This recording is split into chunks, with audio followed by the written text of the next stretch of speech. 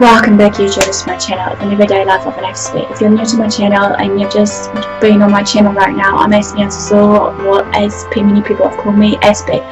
I'm all about just sharing mental health on women's versus sharing my life story of my everyday struggles with Asperger's syndrome, OCD, depression, anxiety and the like, and also taking you on a journey with me, hopefully just to get a clearer understanding of me as a human being under the mask of all of these diagnoses I've been clinically diagnosed with. And also I want to just hopefully be a mental advocate to you all based on the everyday challenges that we may face, and hopefully give you some tips and advice along the way of certain mental health conditions versus just everyday stuff that we go through personally, and hopefully that some of this will just come into light and actually be a form of encouragement as well as just a motivator, encourager, or just a little gentle reminder to you all here and there about some of this.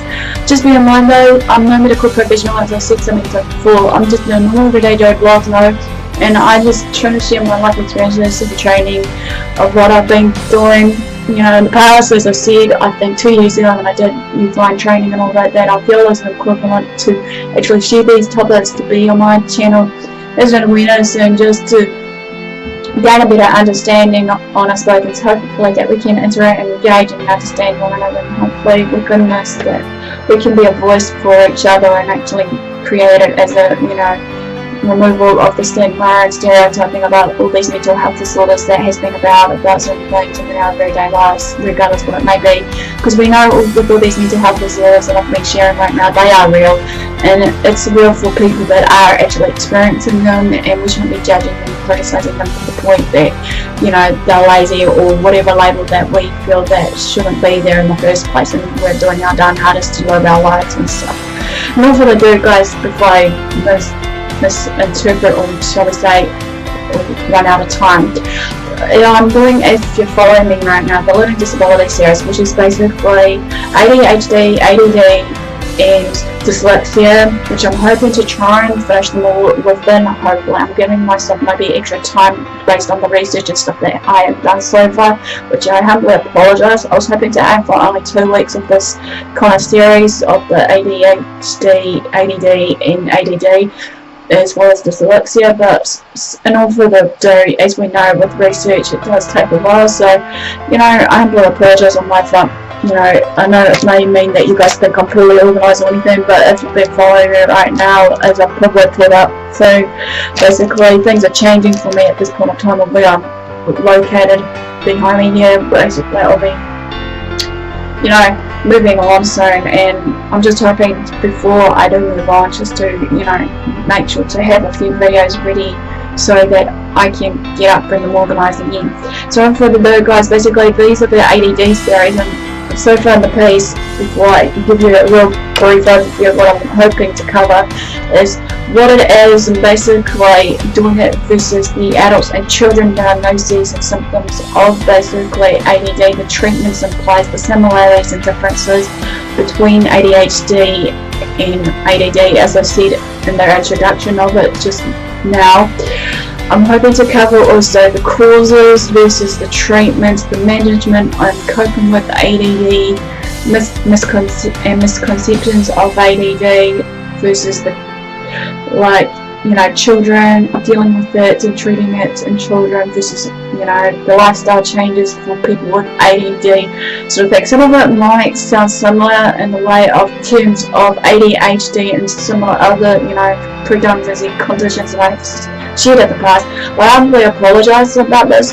It's like beyond my control on it, because obviously I'm trying to make sure that every time it's in a serial basis, you know, step by step, so you guys can just, you know, use them as learning resource tools or learn more about it. It's all about, like I said, learning about from each other about our different way of living and elevated. Hopefully it may not get any way of disregards of misunderstandings or disagreements, that sort of things. Everyone's entitled to their opinion, so bear with me for what I'm sharing with you based on my life experiences a little bit as well. It's a matter of courtesy and respect, as I said so many times before, because obviously in the long run, you know, I just don't feel that people should be just keep on, you know, harping on or trolling on certain people's pages and trying to tear people down regardless of what they're trying to say and do or whatever. It's all about just, you know, having the boundary lines as well as respect and just doing what we can. So without further ado, guys, before I run out of time, this is part 2. As I said, this is going to be basically how to test for ADD, which basically is hopefully going to be part 1 of it, which is in adults, especially in children. So basically I'm going to do it as in children and adults alike for this part 1 of it, so bear with me. There's another one is the diagnosis of it, you know, diagnosing ADD, similar, getting a diagnosis to similar structure to ADHD. But here goes. As we know, basically, as I said before earlier, that in the introduction, ADD is abbreviated down to attention deficit disorder, which is a mental health condition. Some may argue it as some other form of condition, but I'm going to call it a mental health condition or a learning disability, like many things. They can obviously cause difficulty in the way of concentrating in our day-to-day life of what we have to do in our life, whatever it may be. As I said before, also ADD is a subtype of a form of ADHD, okay, and obviously it has been proven or has been said that there's no single test for ADD, however, but you can go for some series of tests by basically making an appointment with a psychiatrist or physician that, or shall we say doctor, that can help you begin this necessary test for the, you know, diagnoses. Both children and adults can have ADD, so remove the thought that ADD is only for children. Okay, like as I said in one of my videos of the misdiagnosis, before they found out I had Asperger's syndrome, it first started out that on my form of my medical report, basically it was all about just it all started out as ADD versus what I think ADHD and dyslexia. I think it was reading in my medical report. But anyway, if you suspect yourself or your child has ADD, do make an appointment with a doctor or specialist so that you know about it, you know, so that you can actually go about it. Okay, the first part of it is in these. I'm going to go into methods. Okay, so this first part of it is method 1 is to observe your own behaviour. Okay, method 1. Now, number 1. Learn the general symptoms of ADD in children. Now I'm going to revert back to children here. While professional diagnosis is crucial for any medical conditions, health conditions, the like, you should get a general sense of general symptoms of any kind of the medical health conditions, especially in this case, the one I'm addressing, ADD, before making that appointment with that professional. This can help you give a sense of whether or not the professional testing would be appropriate for you or your child. The symptoms of ADD are broken down into 3 categories, which I'm going to hopefully bring more into the piece, hopefully, and in part 2 or 3, bear with me. So, but I'll just say them now. The symptoms are in 3 categories. Inattention is number 1, number 2, hyperactivity, and number 3, impulsivity. Children displaying these types of symptoms of inattention are often well, I'll start now actually.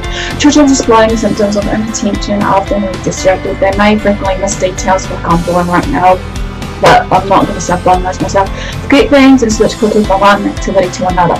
They may struggle to complete new tasks and have trouble focusing on a single task long term, unless it's something fun for them and that they can actually shine out their creativity or, you know, thought processes. Okay, also, basically, they may frequently not turn in their homework assignments and lose small items like their pencils, folders, rubbers and the like. They also approach it daydreaming, having difficulty following instructions and may not listen. Hyperactivity, however, symptoms are still present in children with ADD, okay, but they may be minimal and not as obvious as I said before with children with ADHD. Hyperactivity symptoms may include the following: fidgeting, getting up and moving around when he or she should be sitting still in class, talking a lot, having a hard time, playing quietly, or having a hot temper. Children displaying symptoms of impulsivity is the last one, are marked by intense impatience, They may blurt out inappropriate rhyming, sounding and struggle to regulate or constrain their emotions and display an ability to understand consequences. Children may interrupt activities or conversation and may not be able to wait their turn in class or at home. Children with ADD may also have other mental health or medical health condition that may look like ADD or something that accompanies with ADD. So like I said before, in my suspicious syndrome, especially series, there is always going to be some form of subconsciously other diagnoses, symptoms and the like of it all. So it's just pays to, seek out all the necessary treatments versus, diagnoses in place. Number 2, learning symptoms in adults. Now this is all about the adults, okay, of ADD. So, if you're an adult who struggles with everyday tasks, again, you may have ADD. Many adults with this disorder, however, don't realise they have it. Okay, again, some of the diagnoses are hidden and won't shine out until later on in life. But hey, if you suspect you may have ADD, as I said before, basically seek a medical professional for a proper professional diagnosis. However, learn a bit about the symptoms first in order to gauge whether testing is appropriate for you also. Okay, adults with ADD struggle basically to prioritise and focus in day-to-day life. They may run late frequently, they may miss meetings at work, struggle to keep up with social obligations and miss deadlines. The impulsivity associated with ADD may be marked by difficulty waiting. Adults with ADD may experience intense frustration or impatience waiting in traffic, as an example, or waiting in the line in a store waiting to be served. Other general symptoms may include also restlessness, mood swings, disorganisation, a hot temper, unstable relationships, difficulty coping with stress. If you have ADD as an adult, you also had it, may also have had it in a child, even if you weren't officially diagnosed, because as I said before, it pays to get diagnosed properly so you know what you're dealing with, because obviously some things that happens in adult children does develop later on in later life and the ages and stages of life. So if you remember having any of the symptoms of childhood ADD as listed above, as I've said, this may indicate ADD is in the present.